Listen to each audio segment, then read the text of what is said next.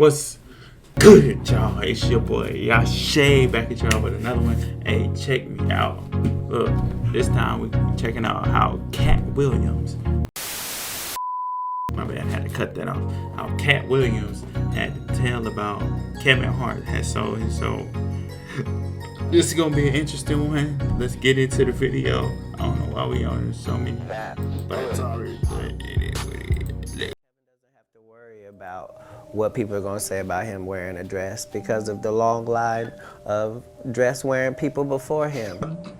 Definitely haven't ran into to put on the dress. I mean, you know, you have to have boundaries. You have to have limits that you refuse to cross. Wow. I don't think anyone. And then you wear the motherfucking dress. You gonna talk all this big shit, then you wearing the fucking dress. That's crazy. One saw this one coming. Katt Williams is finally setting the record straight on his long-standing feud with Kevin Hart, and it looks like Katt's main issue is Kevin selling out his soul for fame. Let's not talk about Kevin Hart no more, or y'all get me riled up when I go over somewhere and go to jail for knocking the soul out of his plane. Katt's beef with Kevin stretches back years, and Katt previously hinted that Kevin sold his soul by stepping over his principles to get to that next level of fame. And while Kevin fired back accusing Katt of blaming Hollywood for his personal issues, Katt refused to back down, and he's now setting the record straight on why he thinks Kevin will literally do anything for success. So what exactly did Katt say about Kevin selling his soul? Let's break it down. For the last few years, like Kevin... I can dig that though. I can see that. Because if you wearing a dress, bro, like any nigga is not gonna go that far. Like hood, street, gangster, whatever. Normal black nigga. Educated, ain't no dude with valid principles and have a moral, like he has a good moral compass is not gonna wear a fucking dress for nobody and a fucking wig that you barely put on. So like you half did it, but you still did it though. So you still stepped over that boundary. Been pretending like he been world touring. That been world touring. That been everywhere but here. Kevin Hart often brags about being the hardest working comedian out there. His Twitter bio reads, "My name is Kevin Hart, and I work hard. That pretty much sums me up. Everybody wants to be famous, but nobody wants to do the work." But there are a lot of people who feel like Kevin's success isn't only down to hard work. And one of these people is Katt Williams, who previously hinted that Kevin sold his soul to people who control the entertainment industry. To give you some context, there's this long-standing rumor in Hollywood that black male entertainers are pressured into wearing a dress on screen before they're allowed to progress to the next level of fame. Multiple comedians have openly talked about this. Not just Katt Williams, but also Dave Chappelle. During his 2006 appearance on The Oprah Show, Dave talked about why he turned down a $50 million deal from Comedy Central, and he said he did it because he knew that kind of money comes with certain conditions. I've been in show business since I was 14, and I've heard the stories of what happens, and I've seen these kinds of things play out in front of me. Okay. When you say you heard the stories, what do you mean? What stories? I mean, you see it before. Look, Mariah Carey made a $100 million deal, and 3 months later, she's all of a sudden mysteriously crazy. Or Martin Lawrence punches through and he's waving a gun on the street screaming, "They're trying to kill me." Yeah, we hear those stories. And it always happens around the time of their career where it seems as though they're crossing over the next plateau. Yeah. Dave explained that he was being pushed to create sketches that were intended to make people laugh at him and not with him, and he felt like they were asking him to humiliate himself for a check. But that's not all. He also recalled being asked to wear a dress for a movie he did with Martin Lawrence. Like when I connect dots that maybe shouldn't be connected, I don't know. But certain dots, like when I see that they put every black man in the movies in a dress at some point in their career, I'll be connecting them down like, wow, all these brothers gotta wear a dress. This happened to me. I'm doing a movie with Martin. Yeah. The movie's going good. So I walk in a trailer. I'm like, man, this must be the wrong trailer because there's a dress in here. Even after Dave said that he felt the dress was unnecessary for the scene, the producers kept pressuring him and claimed that all the greats did it. They come in. The writer comes in. I think he's the writer. He's like, Dave, listen, we got this hilarious scene where Martin's sneaking out of jail. So he disguises you as a prostitute. And he put this dress on, and what? A prostitute? Nah, I'm not doing that. I don't feel comfortable with that. That should have been in the discussion. What?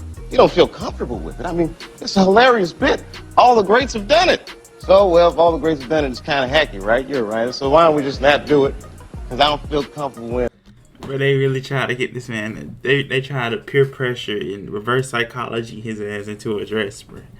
Like, come on, man. Why are they side railing though? Like, why are we in Dave Chappelle's business? Dave Chappelle stood on his morals, stood on his standards. He was not going for that. He was not riding for that bullshit.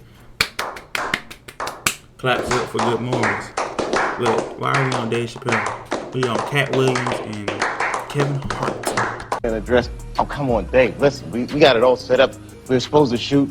Every minute you waste costs this much money. You know, the pressure comes in. According to Dave, the producers had 2 versions of the scene ready in case he refused to put on a dress, and they only left him alone once they realized they couldn't wear him down.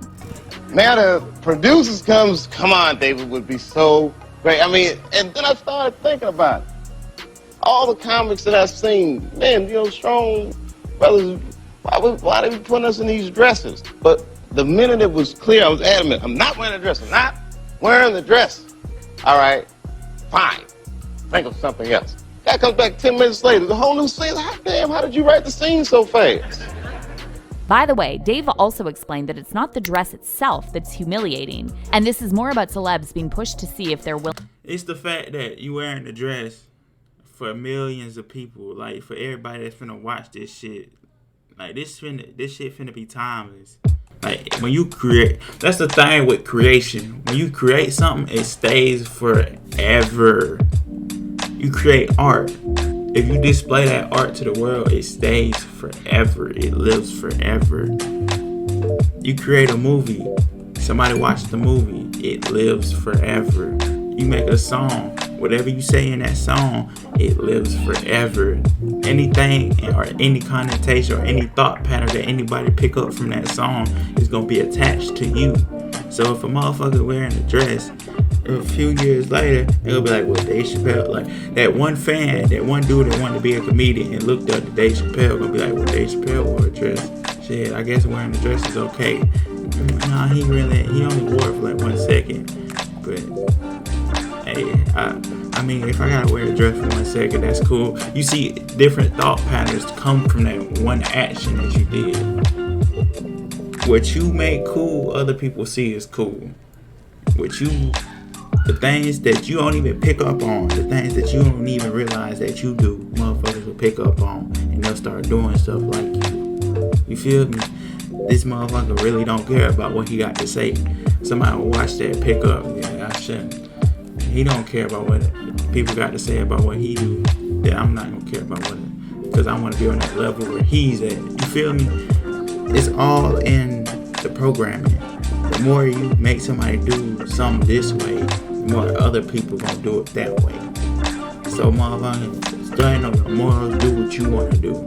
Don't let nobody bully you into a box or bully you into a way of thinking or bully you in a way of acting. Because at the end of the day, you're divinely made. You're an infinite being. You're a multi-dimensional being, a human experience. You're a God in a body. Be you, the best person and the greatest person you can ever see. The greatest person you will ever believe to in existence is the best person, is the best version of you. You, when you actually discover who you are and be who you are, that's the greatest version of you that you will ever find. When you're comfortable and you're willing to be yourself and you're willing to stand on what you really value. Because in this world, if you don't value nothing, it's an old saying. A person that stands for nothing falls for everything. So you gotta be who you are. Don't sell your soul. Like, not even in all avenues, in all aspects. Don't sell your principles for somebody else's principles to feel like you gotta do that just to be with them. I'm talking about relationship-wise. Don't dumb yourself or dim your own light to let somebody else feel comfortable around you. If they don't feel comfortable around you, fuck them niggas. Go find somebody that will. Because let me tell you something. You could paint something and you can send it to, you can try to sell it on the street. Somebody give you $5. That same painting, you go to an art show. They'll sell it for $300. They'll give it to you for $300. You go to a music gallery. that same painting that somebody tried to offer you $5, the same painting that somebody tried to offer you $300, they'll charge you $500, $5,000, $5K for that. It depends on where you go. It depends on where you're at. It's not all the way of the product of who you are. It's just where you at. Is where you at gonna nurture you or dim you down? Is they gonna lowball you or they gonna give you the maximum amount that you deserve? You should always check your surroundings and check your friends, because it is a saying, you are your 3 closest friends. Show me your 3 closest friends and I'll show you and I'll tell you who you are. Bro, just be better people. Keep better company around. Keep people that's just gonna keep fueling your fire. And keep putting logs on your fire. Keep building your shit up. And if they ain't trying to do that, fuck them. Fuck them. Put them to the side. Throw them to the side. They hate on you. Let that put fuel on your fire. That's the only good thing that came out of you was your hate. Because your hate built me up so I can be better and keep moving up and keep elevating. Anyway, that being said, back into the video. Willing to do whatever they're told. Now, if you're wondering what all this has to do with Kevin Hart, well, back in 2012, Kevin was asked to comment on Dave's claims that black entertainers are pressured into wearing dresses. Kevin laughed off Dave's comments, and though he didn't explicitly say he would never put on a dress for a role, he did say he would never step over his personal boundaries. Dave Chappelle, another great comedian, said that, you know, in the industry, they tried to make him wear a dress. Have you ever ran into that with scripts, and is that something that, you know, you wouldn't do, you know, for I definitely haven't ran into to put on the dress. I mean, you know, you have to have boundaries. You have to have limits that you refuse to cross. You know, for me, I know what they are. They've yet to been challenged, so you know, I don't have to speak on them. I was asked to dribble a basketball on the talk show this morning. You look good no to that. Not that was a dress, but I was like, no, I'm gonna look stupid. You know, at the end of the day, you got to know that you're a brand. I'm a brand. You need to protect your brand at all times.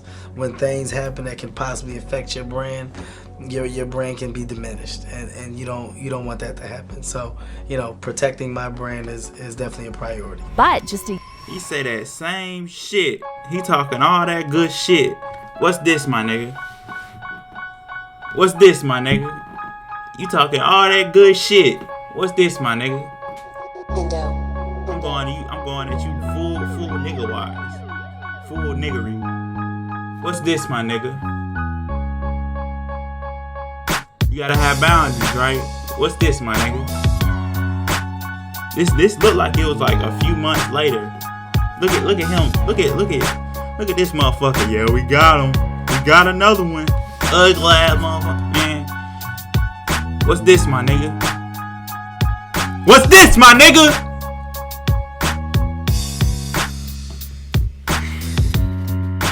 Alright, let me calm. He happy as hell. He happy as hell. Yeah, we got another celebrity. Yeah. He doing it all for the check. wearing a dress on screen before they're allowed to progress to the next level of fame. Multiple comedians have openly talked about this, not just Katt Williams. Definitely a priority. But just a year later, Kevin appeared in an SNL. Just a year later. A year.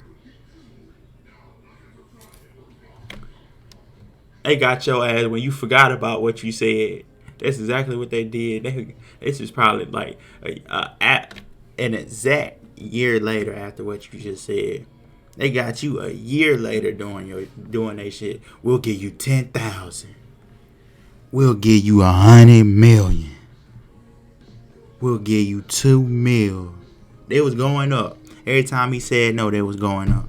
First time he said no, we'll give you 1 mil. Second time he said no, we'll give you 2 mil. Third time he said no, we'll give you 5 mil. Last time he said no, we'll give you 10 mil. He said, wait a minute, 10 mil? Nah, nigga. Yeah, we'll give you 50 million if you just wear this dress for this 1 second. Skit wearing a dress, and fans accused him of being a sellout. The new Pope is 9-year-old Oscar nominee Look at this nigga, bro. Kavanjane Wallace, the first African American. Not only did they get you in a dress, they got you in a wig and a dress. They got you wearing weed. They got you trying to look on fleek with the waves on the front. First female and first child Pope. And it's not that Kevin wasn't successful before this skit. However, he certainly wasn't filling out stadiums and getting leading roles in big-budget productions. Of course, this could all just be a coincidence, and many fans believe that the whole dress thing is just another conspiracy theory. However, if you ask Katt Williams, all conspiracies come from somewhere. There aren't that many conspiracy theories anymore because we found out that all conspiracy theories, there's a nugget of truth in there. It came from somewhere. That's where it became a theory.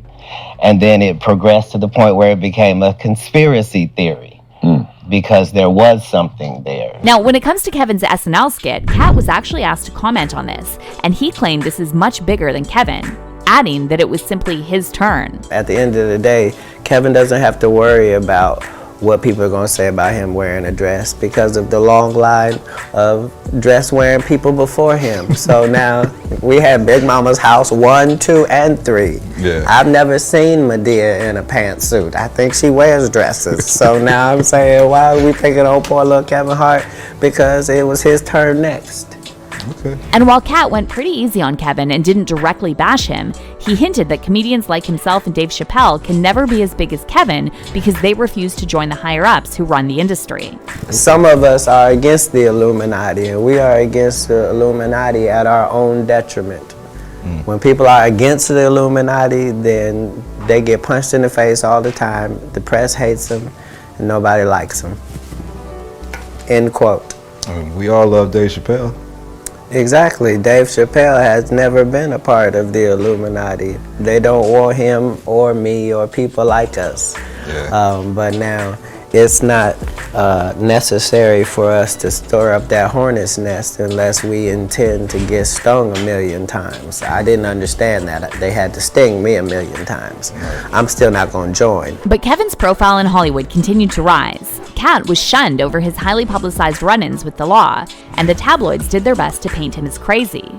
And then in 2018, Katt's feud with Kevin was reignited again, and Katt made some comments about Tiffany Haddish and seemingly downplayed her success. She been doing comedy since she was 16. You can't tell me your favorite Tiffany Haddish joke. Why? Because she ain't done a tour yet. She ain't done a special. She has not proven the ability to tell jokes back to back for an hour to nobody. And they already ready to down Monique and up somebody who has showed them Girls Trip. Did you think she wrote Girls Trip, goofball?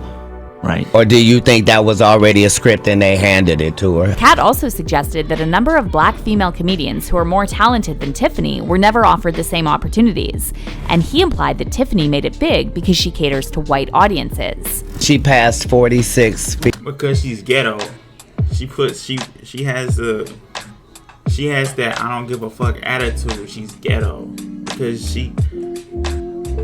they want black girls and black women to be in that type of mindset. She pushes the agenda of a ghetto girl perfectly. A ghetto street girl, she pushes that envelope perfectly.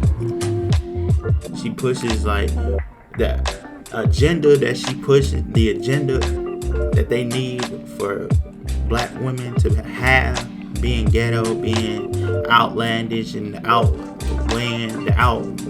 outspoken in the situation. In most situations, she pushes that envelope perfectly. That's why she got through up before anybody else. A civilized black girl who can tell jokes phenomenally, they was not gonna put her up there because she knows when to shut her mouth, knows when to be quiet. Tiffany, she gonna say whatever the fuck she wanna say whenever she wanna say.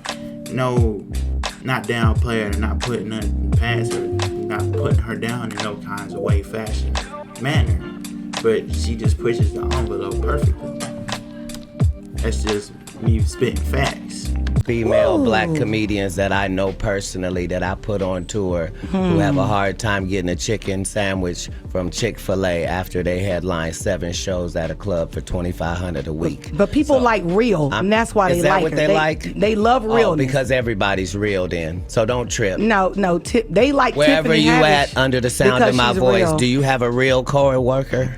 Right. Do you have a ratchet friend? Do you have a sister? Do you have a cousin? Do you have a nephew? Do you have a niece? Is they so ghetto? When did that become marketable? Knock it off. They like her because she want to sleep with a white man. That's why the only thing she said was, I want to give it to Brad Pitt. These comments triggered Kevin, and during his appearance on The Breakfast Club, he slammed Katt for blaming Hollywood instead of taking accountability for his substance issues. My frustration with Katt Williams comes from, you keep pointing at Hollywood. Hollywood this, the white man, this, and this. When do you take responsibility for your actions? You had the shot. You didn't show up to work.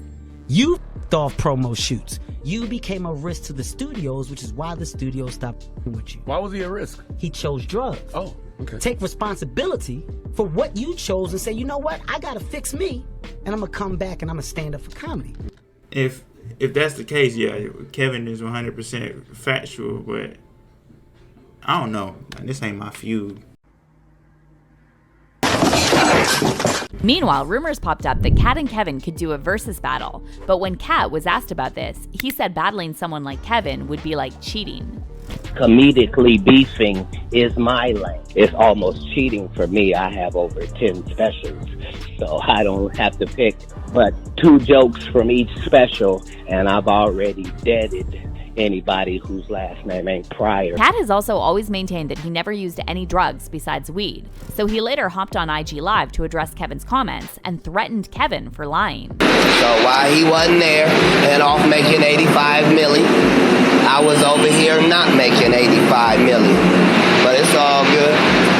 I don't mind $1 million a month and keeping my soul.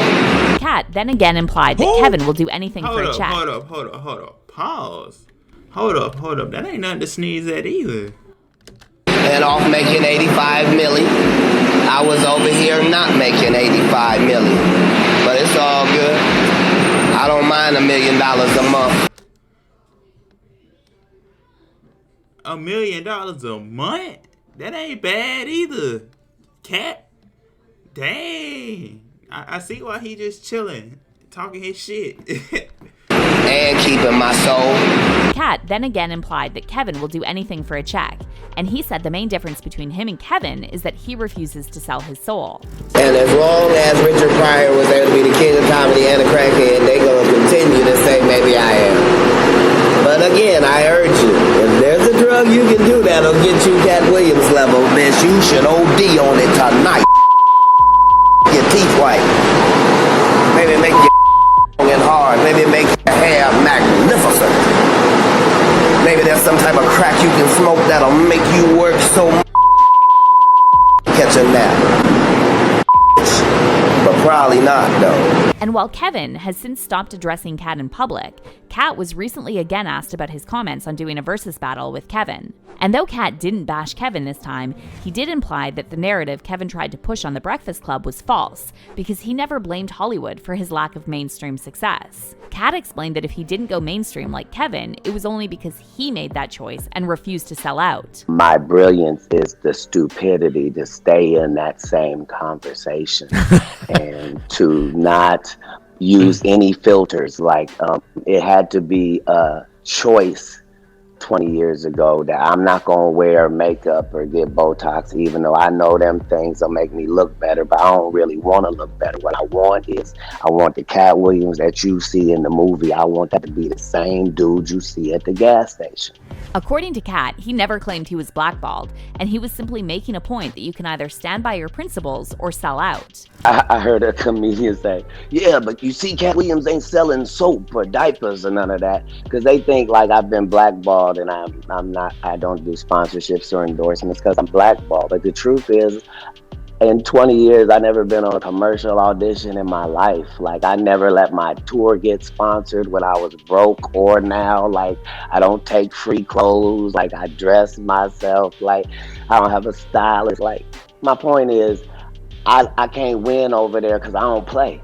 I don't participate. Like, you can't buy me, not because I'm not for sale. You can't buy me because I'm not in the store.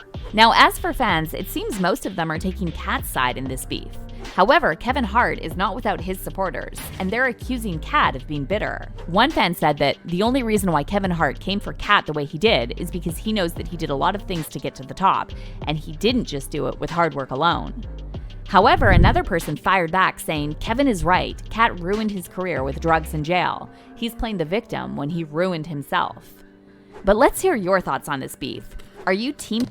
Hold up, bro. I ain't on no fucking team. I'm on team me. But when did this nigga go to jail? Cause I don't be on the Matrix, man. So I don't be studying shit. Jail. Like, jail. They make it seem like bro just, he got a song. Let's see how many times this nigga been arrested, bro. For Comedy Hype News, it's your boy K-Rob. 19 times is crazy, Katt. Dang. Anyway, that's the video for y'all. You ain't welcome nowhere else. You welcome here. Y'all say Army, join them over Army Mafia gang. This was one of the videos. Like I said, the next video gonna be over here somewhere, over there somewhere, wherever it is. We don't care as long as it's there. You feel me? But we're gonna see that other video. If you want to stay tuned for that, we're gonna probably put that as suggested on here. So you want to see the other video, hit the like, come on, and let's stay riding. Let's stay grooved.